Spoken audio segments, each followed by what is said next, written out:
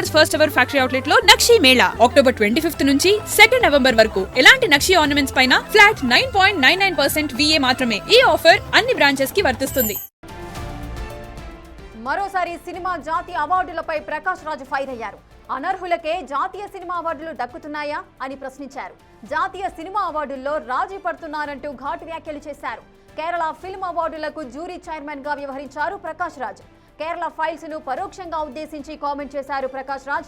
National జ్యూరీలో నిష్పాక్షితగా లోపించిందంటూ సెటైర్లు వేశారు.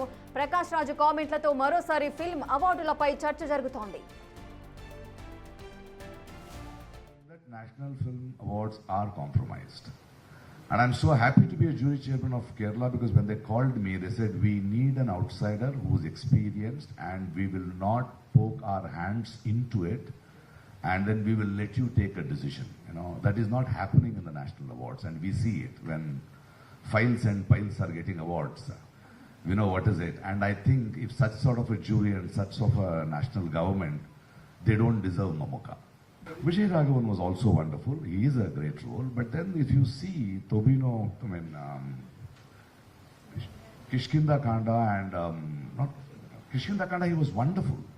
But when I see Siddharth in Brahmayugam and Shobin in this thing, they had a larger role and they carried it more. And of course there is nothing less. See, what I'm trying to tell you, even I have got 4 national awards.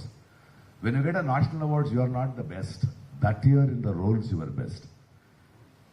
Today probably Mohanlal may not have got the national award. Probably this year he did not get a film to perform. So national awards or the state awards is that year's film's recognition. It doesn't make Vijay Raghavan's performance any less.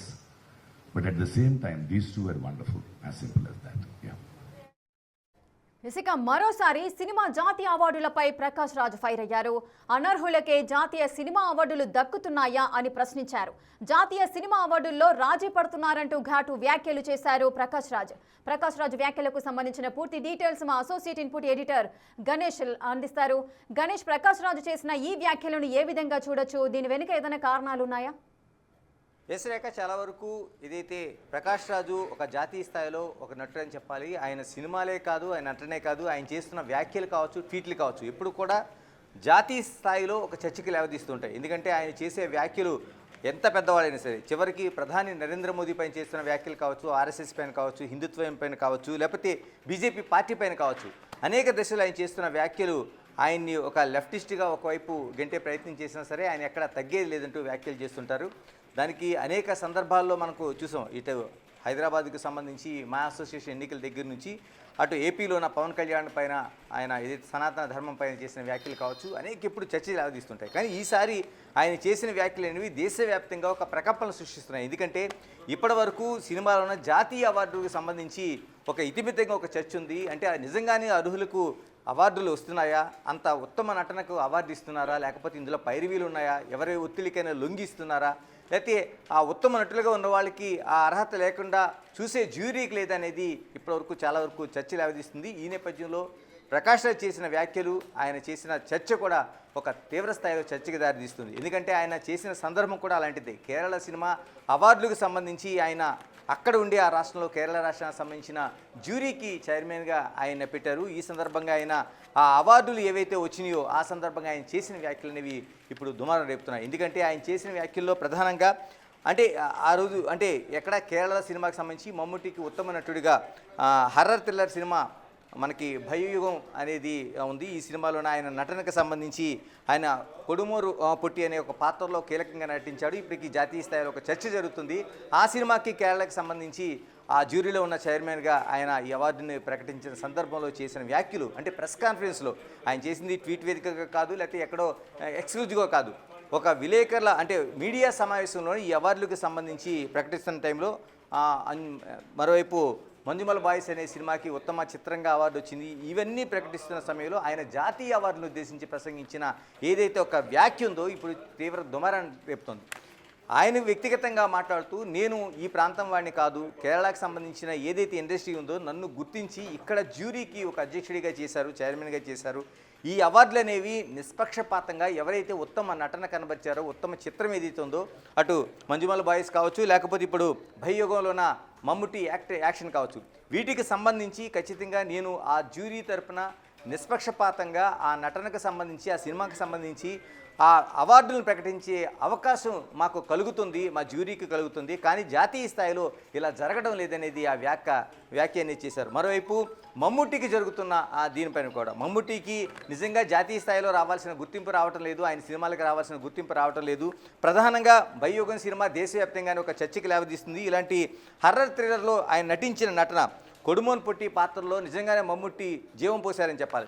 ఈ పాత్రలో ఆయన చేసిన నటనకి జాతీయ స్థాయిలో award రావాల్సిన అవకాశం ఉంది, కానీ అటువంటిది రావటం లేదనేది ఒక వ్యాఖ్య చేస్తూనే జాతీయ స్థాయిలో నిజంగానే ఒక వాళ్ళు ప్రలోభాలకని కాదు, కానీ వాళ్ళు ఎందుకు ఆ పైరవీలకి తలొగ్గుతున్నారు, నిజంగానే జాతీయ స్థాయిలో ఉండే అవార్డులకు గుర్తించలేకపోతున్నారా? ఎందుకంటే ఉత్తమ నటుల్ని ఆ నటన వాళ్ళు గుర్తించలేకపోతున్నారా, లేకపోతే గుర్తించి కూడా ఏదైనా మిగతా ఒత్తిడికి తలొగ్గి చేస్తున్నారా అనేది ఆయన చేసిన కీలకమైన వ్యాఖ్య. నిజంగానే ఇప్పుడు దేశవ్యాప్తంగా ఉండే అనేక ఇండస్ట్రీలు, మనకి తెలుగులో ఉండే తెలుగు ఇండస్ట్రీ కావచ్చు, లేకపోతే పక్కన తమిళ ఇండస్ట్రీ కావచ్చు, దక్షిణ భారతదేశంలో కీలకంగా మనకి తెలుగు, తమిళ, కన్నడ, మలయాళ సినిమాలు చాలా ప్రాచుర్యం పొందుతాయి. ఈ మధ్యకాలంలో వస్తున్న టాప్ బ్లాక్ బాస్టర్ హిట్స్ అన్ని కూడా ఇక్కడ సౌత్ నుంచే ఉంటున్నాయి. అటు టాలీవుడ్కి సంబంధించి, మరోవైపు బాలీవుడ్కి సంబంధించి కూడా ఇదే చర్చ జరుగుతుంది. చాలా వరకు ఎందుకు అవార్డులు రావడం లేదు, ఉత్తమ నటులుగా కావచ్చు, ఉత్తమ చిత్రాలు కావచ్చు అనేది ప్రధానంగా జ్యూరీ పైన, అంటే నేషనల్ స్థాయిలో ఏదైనా అక్కడ ఉండే స్థానిక ప్రభుత్వాలు కావచ్చు, ప్రకాష్ రాజ్ చేసిన వ్యాఖ్యల సారాంశం తీసుకుంటే మనం ఏదైనా అటువంటి ఒత్తిడి ఏదైనా ఉందా, ఎందుకు రావటం లేదు, వాళ్ళపైన ఎందుకు ఏమైనా నిష్పక్షపాతంగా చేయకుండా ఏమైనా బలమైన ఒత్తిళ్లు కనిపిస్తున్నాయి అనేది మనకు కనిపిస్తుంది. దీంతోపాటు ఆయన చేసింది ఫైల్స్ అన్న వాళ్ళు ఎందుకు ఈ అవార్డులను దక్కలేకపోతున్నాయి అనేది, అంటే నిజంగానే కేరళ ఫైల్స్ అనేది అతిపెద్ద చర్చకు దారితీస్తుంది. ఎందుకంటే బీజేపీ ప్రభుత్వంలోన ఏదైతే కేరళ ఫైల్స్ కావచ్చు, అంతకుముందు కాశ్మీర్ ఫైల్స్ కావచ్చు, ఇటువంటి వాటి ద్వారా పెద్ద ప్రచారం జరిగింది. అక్కడ ఉండే స్థానికంగా ఉండే సమస్యలను చూపించే ప్రయత్నం అయితే మనం రైటిస్టులుగా చాలామంది దాన్ని ముందుకు తీసుకెళ్లారు. కానీ లెఫ్టిస్ట్గా ఉన్న వాళ్ళు దీన్ని పూర్తిగా కేరళ ఫైల్స్ లాంటివి వ్యతిరేకించారు. దానిపైన పెద్ద ఎత్తున చర్చ జరిగింది. ఇప్పుడు ప్రకాష్ రాజ్ కూడా దీన్ని ప్రశ్నించలేకపోతున్నారు. కేరళ ఫైల్స్ను పరోక్షంగా ఉద్దేశించి ఆయన చేసిన వ్యాఖ్యలు కూడా మనకు కనిపిస్తున్నాయి. అంటే నేషనల్ జ్యూరీ నిష్పక్షపాతంగా పనిచేయాలి. ఇలా పనిచేయకపోవడం వల్ల మమ్ముట్టి లాంటి ఒక జాతీయ స్థాయి నటుడిని, నిజంగా మమ్ముట్టిని జడ్జి చేసే అవకాశమే లేదు. ఎందుకంటే అంత ఉత్తమ నటుడైనా ఆయన్ని జడ్జి చేసే అవకాశం కూడా లేదు. అటువంటి నటుడు కూడా అవార్డులు రాకుండా ఉన్నాయంటే జాతీయ స్థాయిలో, అంటే గతంలో మమ్ముట్టికి జాతీయ స్థాయిలో అవార్డులు వచ్చినాయి, కానీ ప్రతి చిత్రానికి కూడా ఒక కొలమానం ఉంటుంది, అందులో నటించిన నటనకి ఒక అవార్డు ఇచ్చే అవకాశం ఉంది. కాబట్టి అలా ఎందుకు రావడం లేదనేది ఇప్పుడు ప్రకాష్ రాజు కీలకంగా వ్యాఖ్యలు చేశారు. ఇది కేవలం ప్రకాష్ రాజు కేరళలో చేసిన వ్యాఖ్యలుగా మనం చూడాల్సిన అవసరం లేదు. జాతీయ స్థాయిలో నిజంగానే ఎందుకు ఈ విధంగా చర్చకి దారితీసే అంశాన్ని ఎందుకు ప్రస్తావించట్లేదు అనేది కూడా మనం ప్రస్తావించాల్సిన అవసరం ఉంది. ఎస్ గణేష్, అయితే ఇప్పుడు నేషనల్ ఫిలిం అవార్డ్స్లకు సంబంధించి ఆ జ్యూరీ సభ్యులు కొన్నిసార్లు నిష్పక్షపాతంగా కాకుండా పక్షపాతంగా వ్యవహరిస్తున్నారు, కొన్నిసార్లు రాజీ పడాల్సి వస్తుంది అని అన్నారు. మరి ఇప్పుడు ప్రకాష్ రాజ్ కూడా కేరళ ఫిల్మ్ అవార్డులకు జ్యూరీ చైర్మన్గా వ్యవహరించారు. మరి ఆయన కూడా అప్పుడు రాజీ పడ్డారా? ఎస్, ఆయన చెప్పింది కూడా అదే.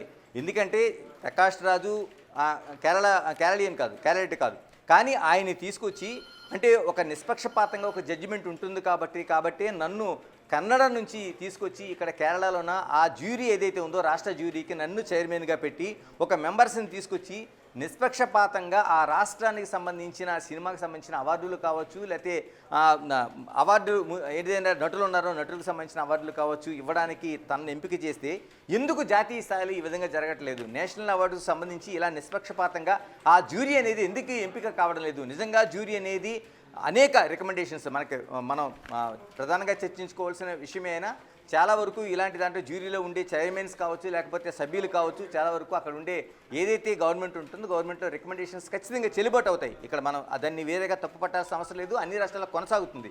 కానీ దాన్ని మనం ఇంత సీరియస్గా తీసుకోవాల్సింది ఏంటంటే జాతీయ స్థాయిలో ఇలా ఉండడం వల్ల మన ఏదైతే జాతీయ అవార్డులకు ఉండే ఆ స్థాయి పడిపోతుందనేది కీలకంగా మనకి ప్రకాష్ రాజ్ చేస్తున్న వ్యాఖ్యలు.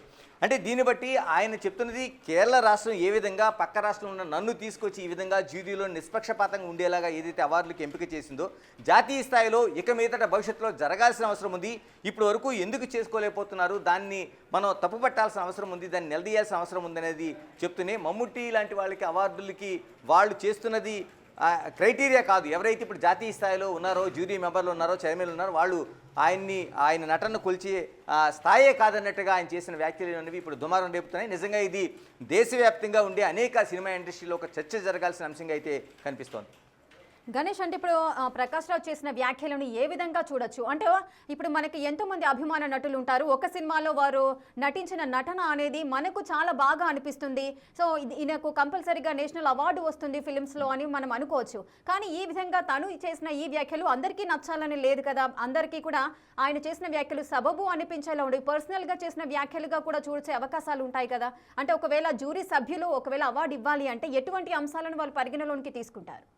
ఎందుకంటే ప్రకాష్ రాజ్ చేసిన వ్యాఖ్యలను అందరూ ఆమోదించాలని లేదు, దాన్ని వ్యతిరేకించాల్సిన అవసరం కూడా లేదు. ఎందుకంటే ఒక చర్చ అనేది వచ్చిన తర్వాత దాని డిబేటబుల్ పాయింట్ ఉంటుంది, దానిపైన చర్చ జరగాల్సిన అవసరం ఉంది. ఇప్పుడు జాతీయ స్థాయిలో నేషనల్ అవార్డులకు సంబంధించి ఎప్పుడు కూడా నేషనల్ అవార్డులు వచ్చినప్పుడు మనకి అనేక విమర్శలు దాన్ని ఆహ్వానించే వాళ్ళు కూడా ఉంటారు. పుష్ప సినిమాకి జాతీయ స్థాయిలో అవార్డులు వచ్చినా అంతకుముందు తెలుగు సినిమాలకి శంకరాభరణం దగ్గర నుంచి అనేక అవార్డులు వచ్చినాయి. అటు గాయకులు కావచ్చు, లేకపోతే యాక్టర్స్ కావచ్చు, లేకపోతే ఇలాగ కథాంశాలు కావచ్చు, డైరెక్షన్స్ కావచ్చు, ఇలాగ బాహుబలి దగ్గర నుంచి అనేక అవార్డులు వచ్చిన తెలుగు చిత్ర పరిశ్రమ ఉంది. కానీ ఇందులో కూడా ప్రశంసలతో పాటు విమర్శలు కూడా ఎప్పుడూ వినిపిస్తుంటాయి. కానీ ఇదైతే మనం ఒక న్యాయస్థానానికి వెళ్ళిన తర్వాత ఆ తీర్పు పట్ల ఎలా శిరోధార్యం అంటామో, ఎందుకంటే ఆ తీర్పు చాలామంది వ్యతిరేకించవచ్చు, కానీ దాని పట్ల ఎక్కువ శాతం న్యాయం అనేది ఎక్కువ ఉంటుంది. ఒక 100% తీసుకుంటే దాదాపు 70% అనేది ఆ న్యాయం ఉందని అనిపిస్తుంది. కానీ ఏదైతే జ్యూరీ ప్రకటిస్తున్న అవార్డులకు సంబంధించి ఎప్పుడు కూడా మనకి రెండు పక్షాల్లో కూడా ఆ విమర్శలు వినిపిస్తుంటాయి.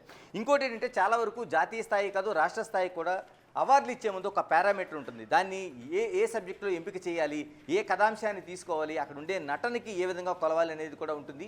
మరోవైపు చాలా వరకు ఇలాంటి సినిమాలకి ఉత్తమ సినిమాలుగా వెళ్ళే అవకాశం కూడా లేకపోవచ్చు. జాతీయ స్థాయిలో వెళ్ళడానికి ఆ సినిమాకి ఎంట్రీ కూడా దొరకని సినిమాలు చాలా వరకు ఉన్నాయి. అలాంటి దొరకని సినిమాలు కూడా ఆ తర్వాత నటన చూసిన తర్వాత బాగుందని, వీటికి వస్తే బాగుంటుందని చర్చ కూడా జరుగుతుంది. అందుకని దీనికి ఒక పారామీటర్, అంటే చాలా వరకు గైడ్లైన్స్ ఉన్నాయి. అటు జాతీయ ఫిలిం అవార్డ్స్ సంబంధించి కావచ్చు, జాతీయ స్థాయిలో, లేకపోతే రాష్ట్రాలకు సంబంధించిన మనకి ఇక్కడ ఉండే గద్దర్ అవార్డ్స్ కావచ్చు, అక్కడ ఆంధ్రప్రదేశ్లో నంది అవార్డ్స్ కావచ్చు, వీటన్నిటి కూడా ఒక పారామీటర్ ఉంది. లాస్ట్ టైం మనకి ఎంపిక చేసినప్పుడు జయసుధ ఆధ్వర్యంలో చాలా వరకు బ్రహ్మాండంగా చేశారు. అంటే ప్రతిదీ ఆ సినిమాని సబ్జెక్ట్ని ఏ విధంగా తీసుకోవాలి, ఆ కథాంశం ఏ విధంగా ఉంది, అందులో నటులు, ఆ తర్వాత నటన ఏంటి, దాంట్లో సంగీతం ఏంటి, అందులో పాటలో ఉండే దాని సాహిత్యం ఏంటి, మొత్తం టోటల్గా ఆ సినిమాకి అవార్డు ఇచ్చేటప్పుడు ఆ సినిమా ఎంతవరకు ప్రభావితం చేసింది, అంటే ఆ సొసైటీ మీద ఎంత మంచి మార్పు తీసుకొచ్చింది అనేది అనేక అంశాలని వాళ్ళు పరిగణలోకి తీసుకుంటారు. దీనికి సంబంధించి వారికి ప్రత్యేకంగా గైడ్లైన్స్ ఉన్నాయి. జాతీయ స్థాయిలో కూడా ఇదంతా ఉంది. కానీ అవార్డు ఇచ్చేటప్పుడు ఇవన్నీ పరిగణించారంటే ఒక్కొక్కరు చూసే దానిలో ఒక్కొక్క కోణం ఉంటుంది. మనం చూసేది ఒక కోణంలో కనిపిస్తే ఇంకొకరు చూసేదాన్ని ఇంకొక కోణంలో కనిపించవచ్చు. దానికి అభిమానం, లేకపోతే వాళ్ళతో ఉండే ఆ కథాంశం నచ్చటమో, లేకపోతే దానికి దగ్గరగా ఉండే ఒక రిలివెంటెడ్గా ఉండే మనకు సన్నివేశాలు దగ్గర అవడం, ఇవన్నీ కాకుండా ఓవరాల్గా చూడాల్సిన అవసరం ఉంటుంది. కానీ చాలా వరకు మనం తీసుకుంటున్నప్పుడు ఆ జడ్జిమెంటు కరెక్టా కాదనేది అనిపిస్తుంది. కానీ జాతీయ ఆ ఫిలిం అవార్డ్స్ సంబంధించి చాలా వరకు ఒక డిబేట్ జరుగుతూ ఉంటుంది. దీనికి ఎందుకు ఇవ్వాల్సిన అవసరం వచ్చింది అనేది, అంటే సబ్జెక్ట్ వైడ్గా కావచ్చు, నటులు ఆ నటనకు సంబంధించి కావచ్చు. ఇప్పుడు మొన్న వచ్చిన పుష్పక్ సినిమాకి సంబంధించి కూడా ఇదే స్థాయిలో చర్చలు జరిగాయి. అందుకని ఆ పారామీటర్స్లో ఉన్నాయి. ఇప్పుడు కూడా జాతీయ స్థాయిలో జరగాల్సిన సబ్జెక్ట్స్ పైన నిజంగా ఆ ఎంపిక ఎవరైతే అందులో ఉన్నారో అర్హులు వాళ్ళు ఆ ఎంపిక కూడా ముఖ్యమనేది ఇప్పుడు ప్రకాష్ రాజ్ చేసిన వ్యాఖ్యల్ని ఆయన వ్యక్తిగతంగా చూసినా భవిష్యత్తులో అంటే ఎలాంటి మార్పులు తీసుకురావాల్సిన అవసరం ఉంది, మనకి జాతీయ స్థాయిలో అవార్డులు తీసుకునేటప్పుడు జ్యూరీలో ఎలాంటి ఎంపికలు ఉండాలి, సినిమా సబ్జెక్ట్స్ దేనికి అవార్డులు ఇవ్వనేది కూడా ఇంకా మరింత స్పష్టంగా ఒక గైడ్లైన్స్ రూపొందించుకోవాల్సిన అవసరం అయితే కనిపిస్తోంది. Right, thank you Ganesh, thanks for the live details.